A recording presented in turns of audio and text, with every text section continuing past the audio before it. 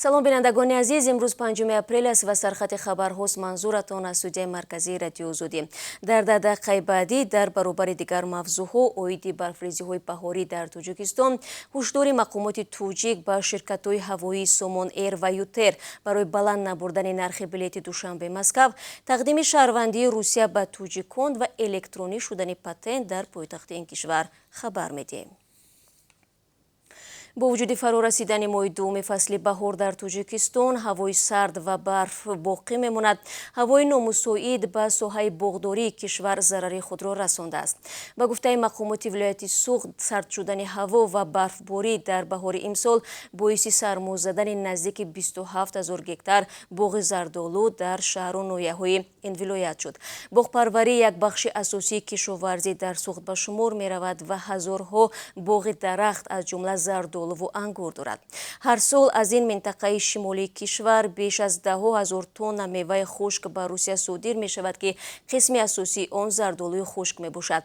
зимнан дирӯз корбарони озоди видео аз барфборӣ дар ноҳияи Рашт навор фиристода гуфтанд, дар ин хунукиҳо бо эҳтимоли зиёд ҳосили нокро низ сармо мезанад. мақомоти тоҷик аз ширкатҳои ҳавоии Сомон Эйр ва Ютер талаб карданд ки билетҳои парвози доимӣ байни Душанбе ва Москавро аз нархи таъиншуда баланд нафурӯшанд. дар ин робита имрӯз дар Душанбе ҷаласаи фаврӣ баргузор шудааст. Икром Супонзода, раиси Уҷунсии авиатсияи ҳавонавардии Тоҷикистон гуфтааст, минбаъд фурӯши билетҳоро Кумитаи амнияти миллӣ ва прокуратураи нақлиёт назорат хоҳанд кард. Супонзода афзудааст, ҳарчанд дар билетҳои парвоз нарх 4050 сомонӣ навишта шудааст, аммо иттилоъ мерасад ки билетҳо бо қимати аз 8 то 10 000 сомонӣ фурӯхта мешаванд ки ин беинсофии калон аст.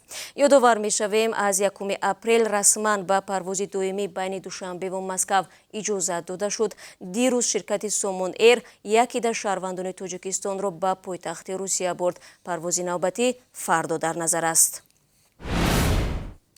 Омбудсмени Тоҷикистон дар посухи номае ба пайвандони зиндонёни узви ҳизби дар Тоҷикистон мамнӯи Наҳзати Исломӣ гуфтааст, дарёфти кӯмак аз афроде ки бо иттиҳоми терроризм ҷустуҷӯ мешаванд хилофи қонун аст.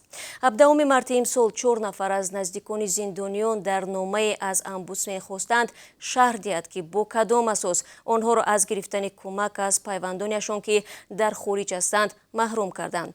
аксар пайвандони фаъолони зиндонии ҳизби дар Тоҷикистон мамнӯи Наҳзати Исломӣ ки ба хориҷ паноҳ бурданд бо иттиҳоми терроризм ва экстремизм ҷустуҷӯ мешаванд. онҳо ин иттиҳоми мақомотро сиёсӣ медонанд. дар нусхаи посухи омбудсмен Умед Бобозода ки дастрасии радиои Озодӣ шуд, гирифтани кӯмакпулӣ аз ин афрод ҷиноят хонда мешавад.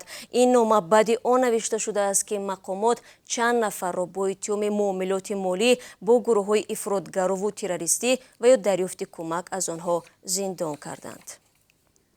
бинандагони азиз, саволи аксари шумо ин шабу рӯз марбут ба сарнавишти Иззатамон, ҳомии ҳуқуқи шинохтаи тоҷик аст ки феълан дар боздошт дар Душанбе қарор дорад.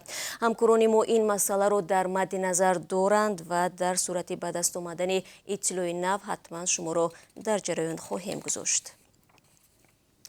соли гузашта тоҷикҳо ва украиниҳо беш аз ҳама шаҳрвандии Русияро соҳиб шуданд. дар ин бора РТ бо такя ба маълумоти Вазорати корҳои дохилии Русия иттилоъ медиҳад. мудири озмоишгоҳи иқтисод ва демографияи аҳолии донишгоҳи давлатии Москав мегӯяд, зодагони ин ду кишвар бо шумули Қазоқистон ва Арманистон дар гирифтани шиносномаи русӣ аз ин пештар ҳам пешсаф буданд. тибқи маълумоти Вазорати корҳои дохилӣ, дар 2 моҳи соли ҷорӣ наздики 100 000 зодагони кишварҳои хориҷӣ шаҳрвандии Русияро соҳиб шуданд. дар 12 моҳи соли 2020 бошад беш аз 656 000 шиносномаи русиро ба даст оварданд. аз ин миён 62%-ро украиниҳо ташкил дода, 63 000 нафар тоҷикон ва 43 000 дигар қазоқҳо буданд.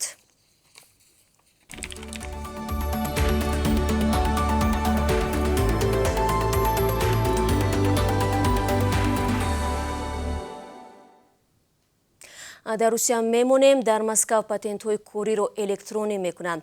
لایحه این فرمان که از جانب متخصصان وزارت کارهای داخلی روسیه تهیه شده است در پورتال رسمی اطلاعاتی حقوقی نشر گردید.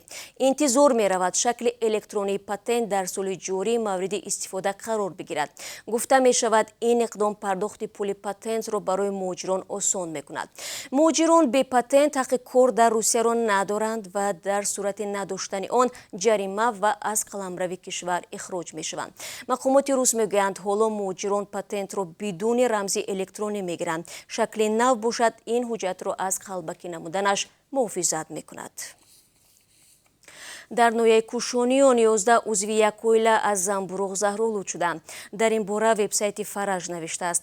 منبع میگوید حادثه 27 مارس و زمان به وقوع پیوست که اعضای خانواده شکرابی کنسرو شده را استعمال کردند. خود همان روز یک کودک 3 ساله و روز 2 اپریل یک زن و کودک دیگر نیز به هلاکت رسیدند. سردختوری بیمارخانه جماعت دهات زرگر نویه کوشونیون اطلاع داده است تشخیص طبی نشان داد زهرآلود شده ها نمودی زنبورق سفید بیلای پاگانکا را استعمال کردند. پروکوراتورای نویه کوشونیون به تحقیق این حادثه آغاز نمود.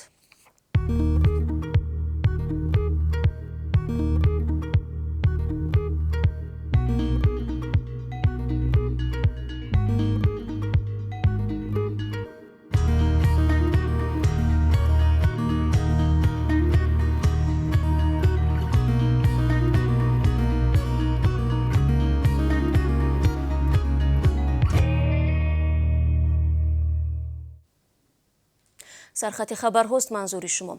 خبرگزاری اوستا می نویسد تاجیکستان از اول سال جاری واردات نقلیات را 7.5% و صادرات را 1.7% بیشتر کرده است. طبق معلومات اموری حجم مبلغ عمومی ماشین های وارداتی بیش از 48 میلیون دلار را تشکیل می دهد.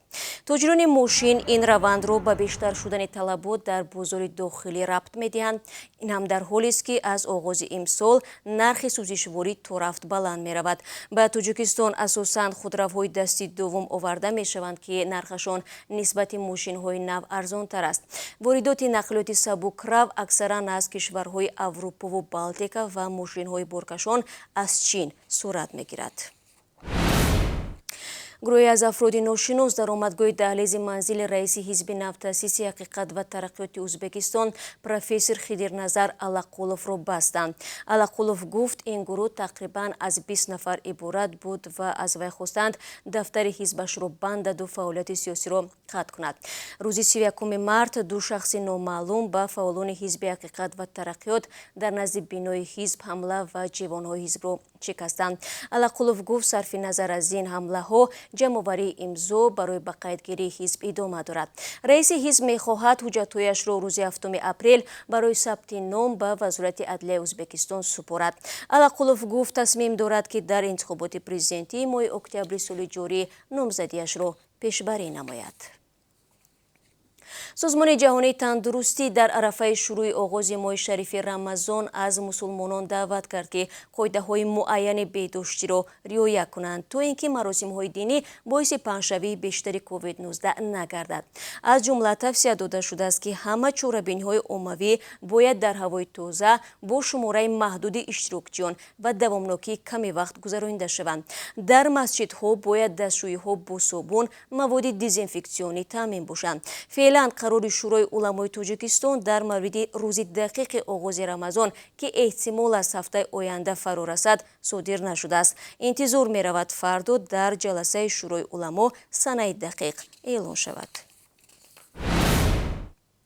در شهر بختر ولایت ختلان افراد نامعلوم بانکомати پولگذرانی را شکسته از داخلش 80 سومونی دزدیدند. نرخ بانکомати که کارناشایم شده است 6080 سومونی بوده است. وزارت کارهای داخلی میگوید وابسته به این جنایت همچون گمانبر یک ساکن 21 ساله نویه قبادیان دستگیر شده است. شریکان دیگرش جستجو میشوند. از این پیشتر در شهر خوجند هم همین گونه برای دزدی از بانکомат‌های پولگذرانی 3 کس بازداشت شدند. این افراد که 2 نفرشان برادران بودند با بلغه و دیگر اسباب 7 ترمینال را در نقطه‌های گوناگون شهر شکسته دست کم 20,000 سومونی را از خود کردند. ҳоло дар бораи қурбиазҳои хориҷӣ бароятон бинандагони азиз маълумот медиҳам. Бонки миллӣ барои имрӯз 2 апрел нархи $1 11 сомониву 31 дирам ва 1 евроро 13 сомониву 32 дирам таъин кардааст. арзиши 1000 рубли русӣ бошад 148 сомониву 20 дирам муайян шудааст, ки дар қиёси охири ҳафтаи гузашта 20 дирам бештар мебошад. бинандагони гиромӣ, ахбори бештар аз инро чун ҳамеша метавонед баъди 3 соати дигар дар барномаи хабарӣ пешниҳод ки шумо мешавад тамошо кунед. бо радиои озодӣ бимонед ва рӯзи хуб дар пеш дошта бошед.